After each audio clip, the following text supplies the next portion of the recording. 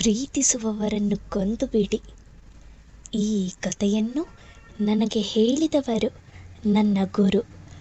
ಆಗಷ್ಟೇ college ಮುಗಿಸಿ ಮುಂದೆ ಸಂಸಾರ ಮಾಡಬೇಕೇ, ಸನ್ಯಾಸಿಯಾಗಬೇಕೇ ಎಂಬ ಗೊಂದಲದಲ್ಲಿದ್ದಾಗ ನಿನಗೆ ಸಂಸಾರವೇ ಸನ್ಯಾಸ ಎಂದು ಶಾಪದಂತ ವರ ಕೊಟ್ಟವರು ಅವರು.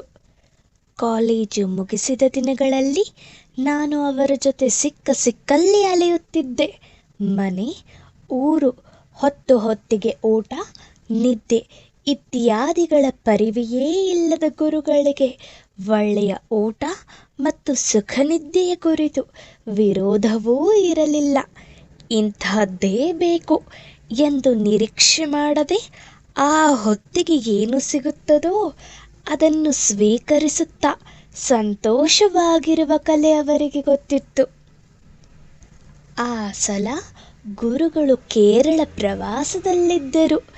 ನಾವು ಬಂಡೀಪುರ ದಾಟಿ ಮಧುಮಲೈ ಅರಣ್ಯವನ್ನು ಹಾದು ಮಲಪ್ಪುರಂ ಸಮೀಪದ ನೀಲಂಬೂರು ಎಂಬಲ್ಲಿ ಎಸ್ಟೇಟ್ ಮಾಡಿಕೊಂಡಿದ್ದ ಒಬ್ಬರ ಮನೆಗೆ ಹೋದೆವು. 30 ವರ್ಷಗಳ ಹಿಂದೆ ನೀಲಂಬೂರಿನ ತೇಗದ ಕಾಡು ವಿಶ್ವ ಪ್ರಸಿದ್ಧವಾಗಿತ್ತು. ಈಸ್ಟ್ ಇಂಡಿಯಾ ಕಂಪನಿಯ ಅಧಿಕಾರಿಯಾಗಿದ್ದ ಹೆನ್ರಿ ವ್ಯಾಲೆಂಟೈನ್ ಕ್ಯಾನೋಲಿ ಎಂಬಾತ ಮಲಬಾರ್ ಪ್ರದೇಶದ ಕಲೆಕ್ಟರ್ ಆಗಿ ಕೆಲಸ ಮಾಡುತ್ತಿದ್ದ. 1850ರ ಸುಮಾರಿಗೆ ಆತ ಹಡಗು ನಿರ್ಮಾಣಕ್ಕೋಸ್ಕರ ತೇಗದ ಮರಗಳನ್ನು ಬೆಳೆಯುವುದಕ್ಕೆ ಶುರು ಮಾಡಿ ನೀಲಂಬೂರು ಸಮೀಪದಲ್ಲಿರುವ ಕಾಡುಗಳ ಮರಗಳನ್ನೆಲ್ಲ ಕಡಿಸಿ ಅಲ್ಲಿ ತೇಗದ ನೆಡುತೋಪು ಮಾಡಿಸಿದ್ದ. ಆ ತೋಪನ್ನು ನೋಡಿಕೊಳ್ಳಲಿಕ್ಕೆಂದು ಹಲವಾರು ಕುಟುಂಬಗಳನ್ನು ನೇಮಿಸಿದ್ದ. ಅದಾಗಿ ಕೆಲವೇ ವರ್ಷಕ್ಕೆ ಆತನನ್ನು ಮಾಪಿಳ್ಳೆಗಳೆಲ್ಲ ಸೇರಿ ಅವರ ನಾಯಕನಾಗಿದ್ದ ಸೈಯದ್ ಫಜಲ್ ಬಂಧನಕ್ಕೆ ಆದೇಶ ನೀಡಿದನೆಂಬ ಕಾರಣಕ್ಕೆ ಕಲ್ಲಿ ಕೋಟೆಯಲ್ಲಿ ಕೊಲೆ ಮಾಡಿದ್ದರು. ನೀಲಂಬೂರು ಮತ್ತು ಮುಂಚೇರಿಯ ನಡುವೆ ಅವರ ಎಸ್ಟೇಟ್ ಇತ್ತು. ಅಡಕೆ, ರಬ್ಬರ್ ಬೆಳೆಯುತ್ತಿದ್ದ ಆತ ಸಾವಿರಾರು ದೇವ ಹಲಸಿನ ಮರಗಳನ್ನೂ ನೆಟ್ಟಿದ್ದ. ದಕ್ಷಿಣ ಕನ್ನಡದಲ್ಲಿ ಜೀಗುಜ್ಜೆ ಎಂದು ಕರೆಯುವ ಬ್ರೆಡ್ ಫ್ರೂಟ್ ಬೆಳೆಯಿಂದಲೇ ಅವನಿಗೆ ಒಳ್ಳೆಯ ಆದಾಯ ಬರುತ್ತಿತ್ತಂತೆ.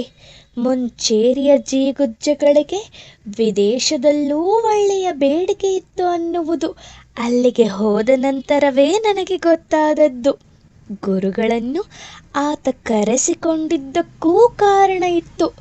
ಮನೆ ಸುತ್ತಲೂ ದಟ್ಟವಾದ ಕಾಡು, ಬೇಕಾದಷ್ಟು ಶ್ರೀಮಂತಿಕೆ, ಧಾರಾಳ ಏಕಾಂತ, ಮನೆ ತುಂಬ ಕೆಲಸದಾಳುಗಳು, ಆಗಾಗ ಮನೆಗೆ ಬಂದು ಹೋಗುತ್ತಿದ್ದ ಗಣ್ಯರು, ಸಮಾಜದಲ್ಲಿ ಉನ್ನತ ಸ್ಥಾನ, ಹಲವಾರು ಸಂಘ ಸಂಸ್ಥೆಗಳ ಅಧ್ಯಕ್ಷಗಿರಿ, ಆ ಕಾಲಕ್ಕೆ ಅಪರೂಪವಾಗಿದ್ದ ಪ್ಲೈಮೌತ್ ಕಾರು, ಮನೆಯೊಳಗೆ ತುಂಬಿ ತುಳುಕಾಡುತ್ತಿದ್ದ ವಿದೇಶಿ ಮದ್ಯ, ಸಾಕಿದ ಆನೆಗಳು ಎಲ್ಲವೂ ಇದ್ದರು. ಅವನ ಸಾಂಸಾರಿಕ ಜೀವನ ಸುಖಕರವಾಗಿರಲಿಲ್ಲ. ಅವನ ಹೆಸರು ಇಂದ್ರಜಿತು. ಅವನ ತಂದೆ ಚಾತುಮೆನನ್ಗೆ 3 ಪತ್ನಿಯರು. ಅವರೆಲ್ಲರೂ ಒಂದೇ ಮನೆಯಲ್ಲಿ ಒಟ್ಟಾಗಿದ್ದರು. ಅವರ ಮಧ್ಯೆ ಯಾವತ್ತೂ ಜಗಳ ಆಗುತ್ತಿರಲಿಲ್ಲ. ಅವನು ಬಾಲ್ಯದಿಂದಲೇ ನೋಡಿಕೊಂಡು ಬಂದ ಹಾಗೆ ಅವನ ಅಪ್ಪ ಯಾವತ್ತೂ ತಮ್ಮ ಪತ್ನಿಯರಿಗೆ ವಿಶೇಷ ಸ್ಥಾನಮಾನ ಕೊಟ್ಟವರಲ್ಲ. ಅವರನ್ನು ಕಂಡರೆ ಅವರಿಗೆಲ್ಲ ಕೊಂಚ ಭಯವೂ, ಅಪಾರ ಭಕ್ತಿಯೂ, ವಿಶೇಷವಾದ ಕೃತಜ್ಞತೆಯೂ ಇತ್ತು. ಯಾರೂ ಅವರ ಮಾತಿಗೆ ಎದುರಾಡುತ್ತಿರಲಿಲ್ಲ. ಯಾರೂ ಅವರು ಹೇಳಿದ್ದಕ್ಕೆ ಇಲ್ಲ ಎಂದು ಹೇಳುತ್ತಿರಲಿಲ್ಲ. ಸದಾ ತೋಟ, ಅತಿಥಿಗಳ ಜೊತೆ ಮಾತುಕತೆ, ವಿದೇಶಿಯರ ಜೊತೆ ಪಾನಗೋಷ್ಠಿ, ಬೇಟೆ, ಅಧಿಕಾರಯುತ ಮಾತು, ಅಟ್ಟಹಾಸದ ನಗು ಇವುಗಳನ್ನೇ ನೋಡಿಕೊಂಡು ಬೆಳೆದಿದ್ದ ಇಂದ್ರಜಿತುವಿಗೆ 22ನೇ ವಯಸ್ಸಿಗೆ ಮದುವೆಯಾಯಿತು. ಅದು ಪ್ರೇಮ ವಿವಾಹ. ತಾನೊಂದು ಮದುವೆಯಲ್ಲಿ ಭೇಟಿಯಾದ ಸುಹಾಸಿನಿಯನ್ನು ಇಂದ್ರಜಿತ್ ಮೆಚ್ಚಿಕೊಂಡ. ಆ ಮೆಚ್ಚುಗೆಯನ್ನು ಅವಳಿಗೂ ತಿಳಿಸಿದ. ಅವಳಿಗೂ ಇಂದ್ರಜಿತ್ ಇಷ್ಟವಾಗಿ ಬಿಟ್ಟಿದ್ದ. ಅವಳೇ ಮದುವೆಯ ಪ್ರಸ್ತಾಪವನ್ನು ತನ್ನ ತಂದೆಯ ಮುಂದಿಟ್ಟಳು. ಸುಹಾಸಿನಿಯ ಮನೆಯವರು ಸಾಕಷ್ಟು ಶ್ರೀಮಂತರೇ ಆಗಿದ್ದರಿಂದ ಯಾವುದೇ ಅಡೆತಡೆಯಿಲ್ಲದೆ ಸಂಬಂಧ ಕುದುರಿ ಅದ್ದೂರಿಯಾಗಿ ಮದುವೆಯೂ ನಡೆದು ಹೋಯಿತು. ಮದುವೆಯಾಗಿ 6 ತಿಂಗಳ ಕಾಲ ಇಬ್ಬರೂ ಸುಖವಾಗಿಯೇ ಇದ್ದರು. ಆ ನಂತರ ಅವರಿಬ್ಬರ ನಡುವೆ ಭಿನ್ನಾಭಿಪ್ರಾಯ ತಲೆದೋರಿತು. ಅದು ಹೇಗೆ ಶುರುವಾಯಿತು ಅನ್ನುವುದು ಇಂದ್ರಜಿತುವಿಗೂ ನೆನಪಿರಲಿಲ್ಲ. ಅವನು ಗುರುಗಳ ಹತ್ತಿರ ತನ್ನ ಸಂಕಷ್ಟಗಳನ್ನು ಹೇಳಿಕೊಳ್ಳುತ್ತಾ, ಅವಳು ನಾನು ಪ್ರೀತಿಸಿದ ಹುಡುಗಿಯಾಗಿ ಉಳಿದಿಲ್ಲ, ಅವಳ ವರ್ತನೆ ಬದಲಾಗಿದೆ, ನಾನು ನೋಡಿದಾಗ ಹೇಗಿದ್ದಳೋ ಹಾಗಿಲ್ಲ ಅವಳು ಅಂತ ಹೇಳಿಕೊಂಡ. ಸುಹಾಸಿನಿಗೆ ಅಸಂಖ್ಯಾತ ಗೆಳತಿಯರಿದ್ದರು, ಅನೇಕ ಗೆಳೆಯರೂ ಇದ್ದರು. ಅವರೆಲ್ಲರಿಗೂ ಸಂಭ್ರಮ ಇಷ್ಟ. ಅವರನ್ನೆಲ್ಲ ಅವಳು ಮನೆಗೆ ಕರೆಸುತ್ತಿದ್ದಳು. ಮನೆಯು ಅವರಿಗೋಸ್ಕರ ವಿಶೇಷ ಔತಣಕೂಟ ಏರ್ಪಾಟು ಮಾಡುತ್ತಿದ್ದಳು. ಬಂದವರು 5-6 ದಿನ ಮನೆಯಲ್ಲಿರುತ್ತಿದ್ದರು. ಅವರ ಜೊತೆ ಜೀಪು ಹತ್ತಿಕೊಂಡು ಅವಳು ಕಾಡು ಸುತ್ತುವುದಕ್ಕೆ ಹೋಗುತ್ತಿದ್ದಳು. ಚೆಲಿಯಾರ್ ನದಿಯಲ್ಲಿ ಅವರೆಲ್ಲ ತೆಪ್ಪದಲ್ಲಿ ಸುತ್ತಾಡುತ್ತಿದ್ದರು. ನದಿಯ ದಡದ ಟೆಂಟು ಹಾಕಿಕೊಂಡು ರಾತ್ರಿಗಳನ್ನು ಅಲ್ಲಿ ಕಳೆಯುತ್ತಿದ್ದರು. ಚಾತು ಮೆನನ್ ಕುಟುಂಬದ ಕಟ್ಟುನಿಟ್ಟಿನ ಜೀವನ, ಮನೆಯ ಹೆಂಗಸರ ಶಿಸ್ತು, ದೈವಭಕ್ತಿ, ಆಚಾರ ವಿಚಾರಗಳನ್ನು ಸುಹಾಸಿನಿ ಲೆಕ್ಕಕ್ಕೆ ತೆಗೆದುಕೊಳ್ಳುತ್ತಲೇ ಇರಲಿಲ್ಲ. ಮದುವೆಯಾದ ನಂತರ ಅವಳು ಹೇಗಿರಬೇಕೋ ಹಾಗಿಲ್ಲ ಅಂತ ಇಂದ್ರಜಿತ್ ಒಂದಷ್ಟು ಪ್ರಸಂಗಗಳನ್ನು ಗುರುಗಳ ಮುಂದೆ ಹೇಳಿಕೊಂಡ.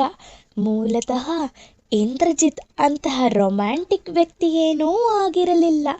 ತನ್ನ ಹೆಂಡತಿ ತನ್ನವಳು ಅನ್ನುವ ಭಾವನೆ ಅವನಿಗಿತ್ತು. ಅವಳನ್ನು ಅವನು ಪ್ರೀತಿಸುತ್ತಿದ್ದ.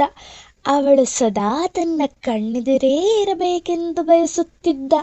ಅವಳು ಬೇರೆ ಹುಡುಗರ ಜೊತೆ ಮಾತನಾಡುವುದು, ಬೆಳಗಾಗೆದ್ದು ಕಾಡಿಗೆ ನುಗ್ಗುವುದು, ಬೇಟೆ ಆಡಬೇಕು ಅಂತ ಹೇಳುವುದು, ತಾನು ಸಸ್ಯಾಹಾರಿ ಅಂತ ಹೇಳಿ ಎಲ್ಲರ ಜೊತೆಗೂ ಕೂತು ಊಟ ಮಾಡದೇ ಇರುವುದು, ಮನೆಯವರೆಲ್ಲ ಕಚ್ಚೆ ಹಾಕಿ ಸೀರೆಯುಡುತ್ತಿದ್ದರೆ ಅವಳು ಪಾಶ್ಚಾತ್ಯ ಉಡುಗೆ ತೊಟ್ಟು ಓಡಾಡುವುದು, ಗೆಳತಿಯರು ಬಂದಾಗ ಅವರ ಜೊತೆ ಸೇರಿ ವೈನ್ ಕುಡಿಯುವುದು.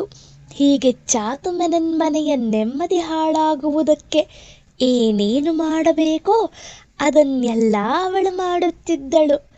ಅವನು ತನ್ನ ಕಷ್ಟಗಳನ್ನು, ಅವಳು ಮಾಡಿದ ರಾದ್ಧಾಂತಗಳನ್ನು, ತಮ್ಮಿಬ್ಬರ ನಡುವೆ ಇರುವ ಭಿನ್ನಾಭಿಪ್ರಾಯಗಳನ್ನು ಹೇಳಿದ ನಂತರ ಗುರುಗಳು ಅವನ ಹತ್ತಿರ ಕೇಳಿದರು, ನಿನ್ನ ಪ್ರಕಾರ ಅವಳು ಹೇಗಿರಬೇಕು? ನಮ್ಮಮ್ಮನ ಹಾಗೆ. ನಮ್ಮಮ್ಮ ನೋಡಿ ಎಷ್ಟು ಚೆನ್ನಾಗಿ ಹೊಂದಿಕೊಂಡಿದ್ದಾರೆ ಈ ಮನೆಗೆ. ತನಗೆ 2 ಸವತಿಯರಿದ್ದರೂ ಒಂದು ದಿನವೂ ಅವರು ತಕರಾರು ಮಾಡಿದವರಲ್ಲ.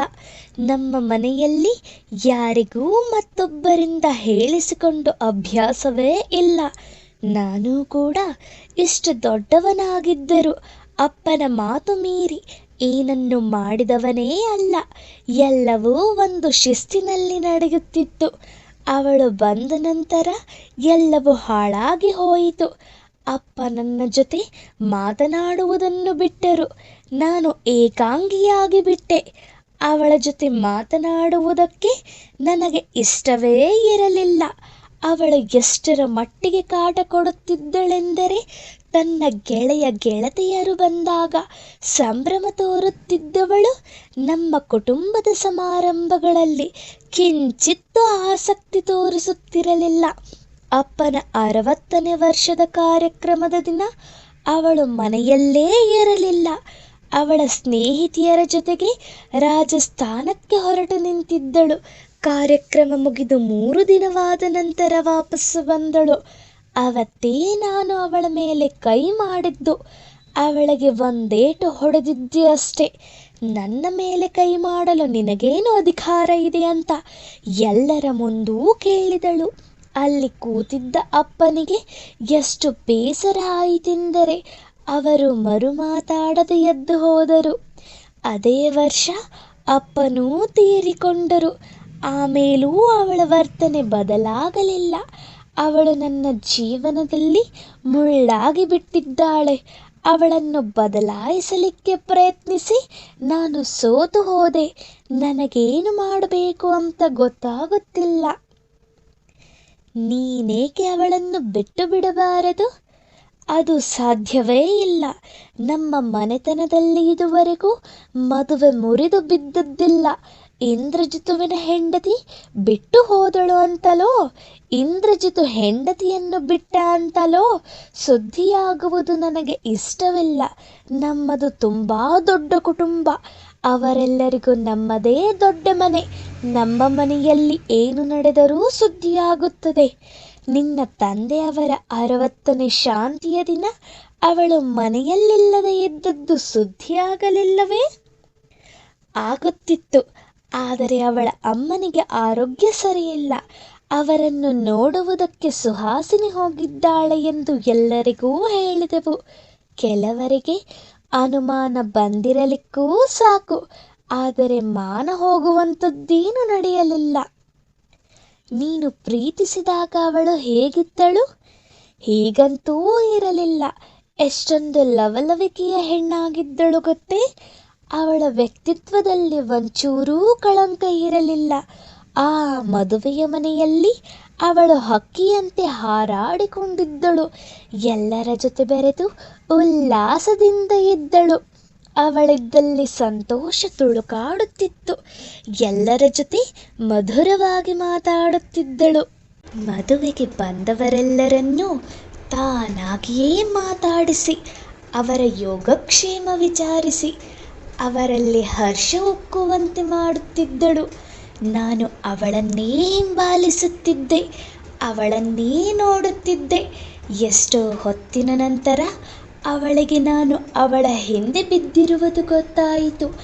ಆಮೇಲೆ ತನ್ನೆಲ್ಲ ಕೆಲಸಗಳ ನಡುವೆ ಅವಳು ನನ್ನನ್ನೇ ವಾರೆಗಣ್ಣಿಂದ ನೋಡುತ್ತಿದ್ದಳು. ಬೇಕು ಬೇಕಂತಲೇ ನಾನಿರುವ ಕಡೆ ಕಾಣಿಸಿಕೊಳ್ಳುತ್ತಿದ್ದಳು.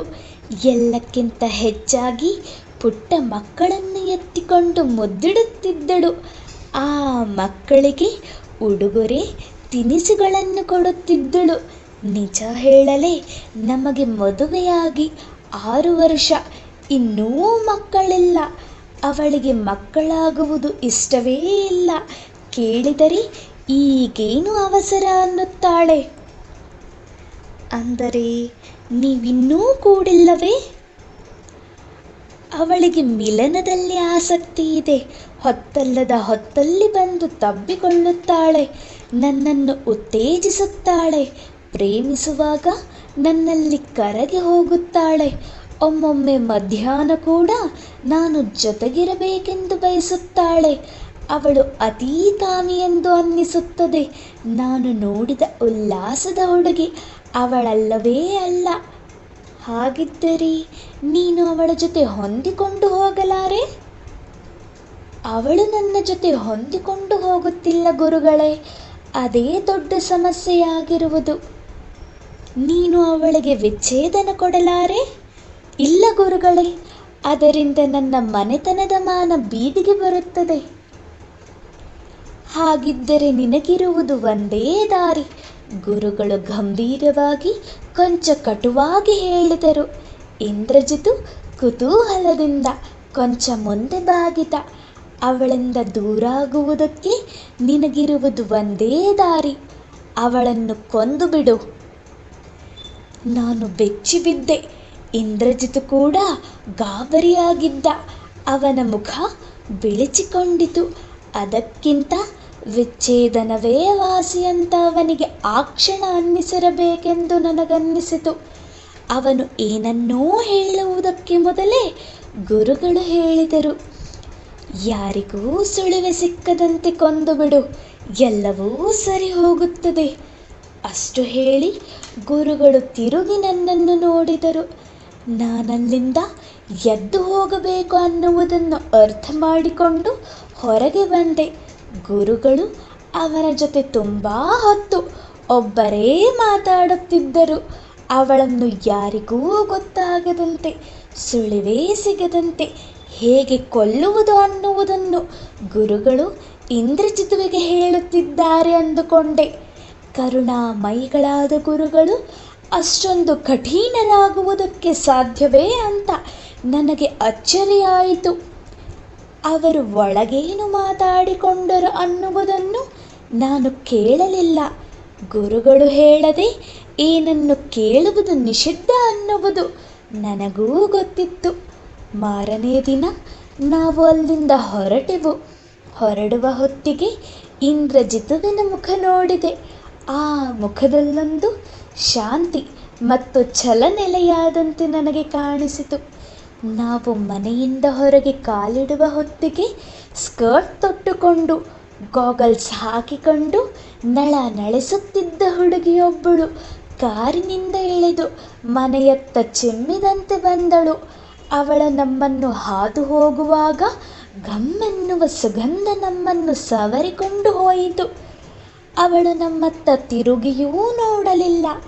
ಅವಳೇ ಸುಹಾಸಿನಿ ಅನ್ನುವುದು ನನಗೆ ಅಲ್ಲಿಂದ ಹೊರಟ ನಂತರ ಹೊಳೆಯಿತು.